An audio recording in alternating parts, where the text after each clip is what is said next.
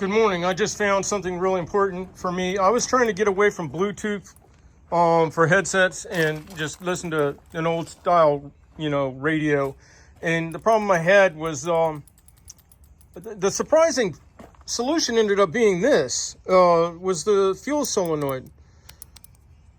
And it was creating, I guess, the EMF that was interfering with the radio signal. So as soon as I would kick on my standard engagement that normally kicked on the fuel point, the fan, and the pulse wire that can trigger the starter solenoid, then I would not be able to hear my radio while I'm mowing. And then as soon as I was done mowing, what it ends up, it could have been the lights, it could have been the fan, it could have been the battery management system on the lithium, which I'm not running many of those on most of my machines. I'm switched back to lead. Let's see what else could it. That's about it. The stator and the voltage regulator. So I just had an old one of these, so I busted the pin off and screwed it back in as a plug. And I'm going to get a regular hex head bolt because this has only 2 shoulders to catch the wrench, and it's a little bit and you got to have a thin wrench because once it's shouldered up, so it's a little bit inconvenient. That port could be used for regular maintenance draining of the bottom of the bulb of the carburetor, especially through the off season when you might accumulate moisture from the metal sweating.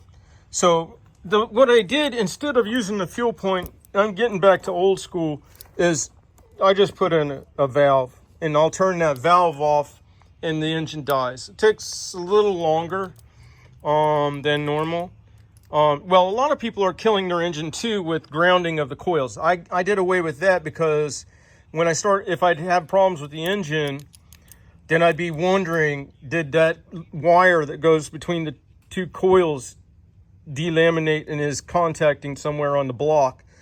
So that was just another factor of unknown that I would rather eliminate.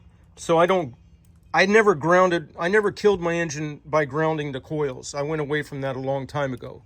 So then after I went away from that, by taking away power when this main battery was disconnected, when I reached back from the seat, and then it would run out of fuel, but only the little slug that was within the carburetor, that was what that's how I was shutting down my engine every time. And that gave me a good test as to whether or not this was working, the anti-backfire pin, fuel solenoid, whatever you want to call it. So now I've evolved back further from that, or devolved, however you want to put it. But more and more, I'm just leaning towards the reduction of all things, potential problems, and getting back to a very rudimentary type mower. Now, this being said, this is offered for information purposes only. You'll have to take this into assessment as to whether, and please don't hesitate to like and subscribe. I could use all the help I can get because many of my videos are of a nature where they try to shut me down, okay, on environmental stuff. But on this also, I get away from using the starter solenoid because I got some Chinese starter solenoids in and they were hanging up, and I couldn't hear that the Bendix would fall down on the starter. So it wasn't like it was engaged to the flywheel gear, but the motor was running the whole time I'd mow a lawn. And then I'd shut the mower down and I'd hear that the starter motor was still running. And I got to the point where I was like, I ain't doing that because it's a lot harder to change the starter out than what I want to get into. So now I just tag across here. So I'm down to pretty rudimentary. And on the other mower where I'm doing clutchless, this is another reason you should like and subscribe, because I'm doing a better version of clutchless than I had prior.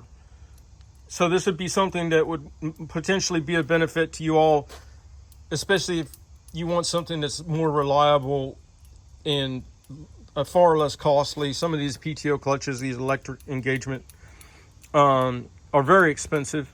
So whether you're on this end of the spectrum where you're at the end of your, if you're non-scalable, most of this stuff won't work if you're scalable, because then you've modified a machine and then you've got employees on the machine, et cetera, et cetera. So, but if you're running a machine and it's for your use and you want it where it's super reliable, then these are the things that I'm working at, is gaining back the reliability that we gave up for some perceived luxuries that aren't so luxurious when you start having to troubleshoot or pay shop bills. All right, I'll catch you later. Have a good day.